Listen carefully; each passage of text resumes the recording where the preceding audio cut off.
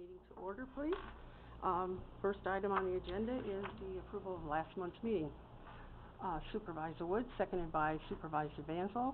All those in favor? Aye. Opposed? Carried. Chris?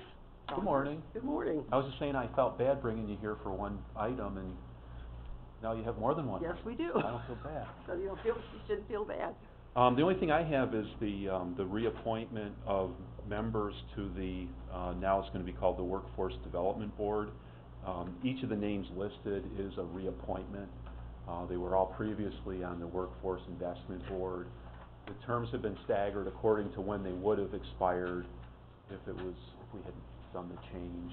Usually we look at maybe 3 or 4 names in a year, but because it's they're reaffirming the entire board, we're looking at all 9 members. There is one potential opening. We've been trying to get someone from the hospital on the board as well, but we haven't heard back from them as of today.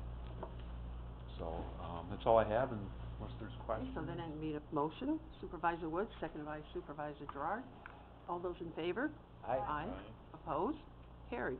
And I had Sharon here in case there were any questions about the summer youth program, which is now in full operation. One of the conversations we had on the way up here is we're not getting as many kids to the free lunch program in the city park that we usually have. And if it weren't for the city youth program, there would be hardly anyone there. I don't know if you want to elaborate on that. Unfortunately, even though it's been advertised through social services extensively, we're finding that the majority of the young people there are from the Glens Falls City Recreation Program, which is not a bad thing, but we'd like to be able to serve people who really need it. I don't know if one of the deterrents is they have to eat lunch there, and they can't take it home with them or not, but unfortunately, we're not getting as many young people. However, our crew is working hard and serving lunches to about 40 people a day, 40 young people, so. Other than that, with the summer youth program, there are 60 young people who have been placed, 2 who've left, 2 who, as of this morning, are teetering. We had placed 17 who never showed up or called or decided not to do it. And at our orientation, we had social services staff, Deputy Commissioner Cynthia and Diane Coughlin came and helped us out, and got to watch the interaction with the kids, and it was pretty exciting.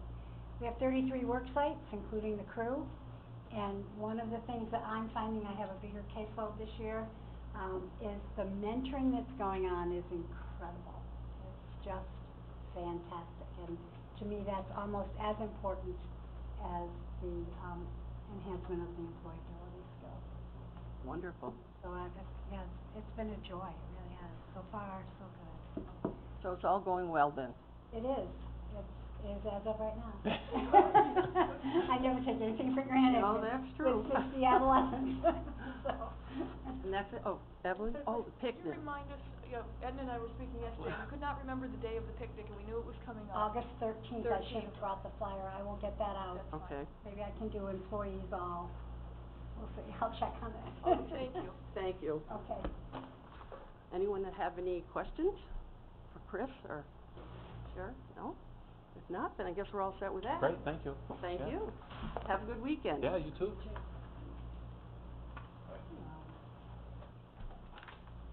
Christy? All right. So first of all, I want to thank Supervisor Frazier for letting me address you guys today. I had a situation that came up, and it just happened, so I really didn't have time to go through the normal route, but I wanted to talk to you guys about it because it does involve a vacant position.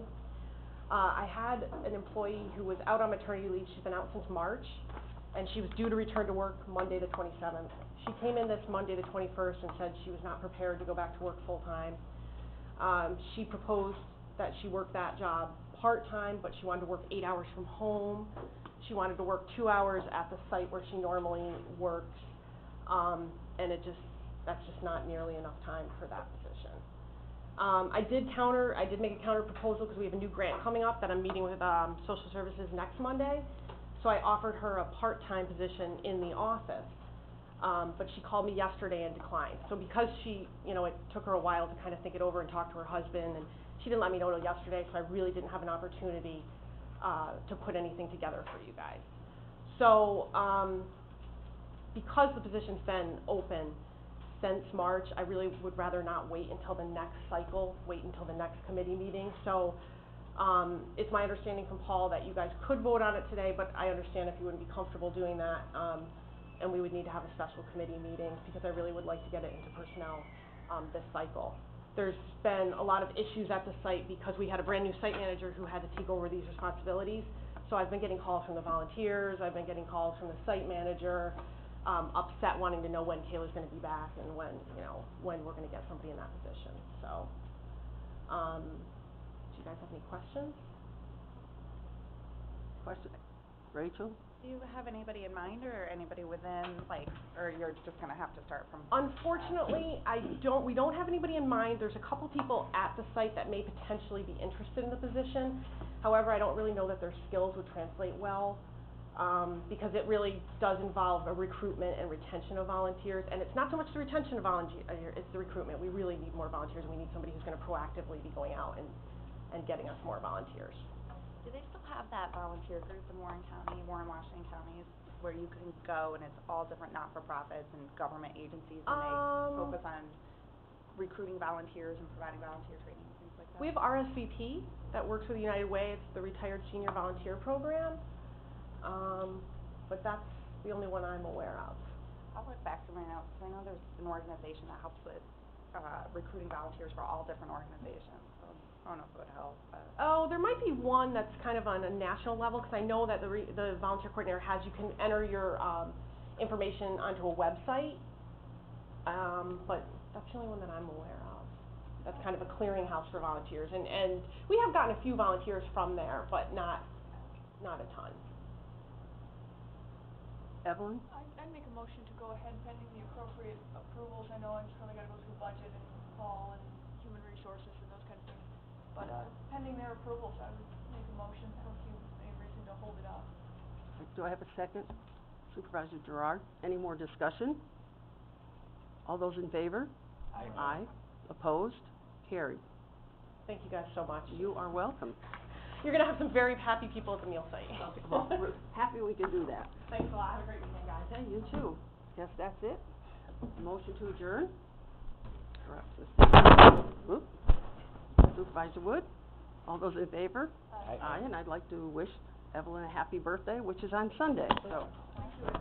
You're welcome. Okay. So, you're old enough to buy beer? Yours too, right? Yours too. Waiting on it. I can work on it.